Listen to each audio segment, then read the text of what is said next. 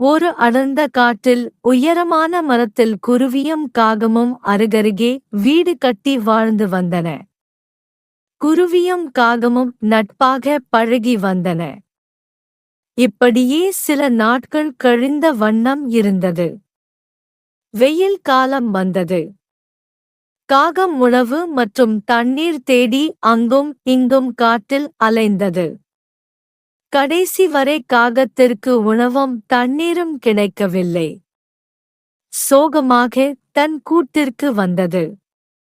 குருவி காகத்திடம் ஏன் என்ன ஆச்சு காகம் அண்ணா என்றது. காகம் குருவியிடம் நடந்ததை சொன்னது. குருவி காகத்தை பார்க்க பாவமாக இருக்கு என்று எண்ணி காகத்திடம் எனக்கு தெரிந்த இடம் ஒன்று உள்ளது. அங்கே உணவு தண்ணீர் எப்போதும் கிடைக்கும், எதற்கும் பஞ்சம் வராது என்றது. காகம் உடனே அந்த இடம் எங்கே உள்ளது, என்னை கூட்டி செல் என்றது. மிகவும் அடம் பிடித்தது. குருவி சரி, என் பின்னால் வாருங்கள் என்று அந்த அழகிய பூஞ்சோலை இருக்கும் இடத்திற்கு கூட்டி சென்றது. காகம் அந்த இடத்தை பார்த்து மிகவும் ஆனந்தம் அடைந்தது. குருவி இந்த இடத்தை பற்றி காகத்திடம் சொன்னது.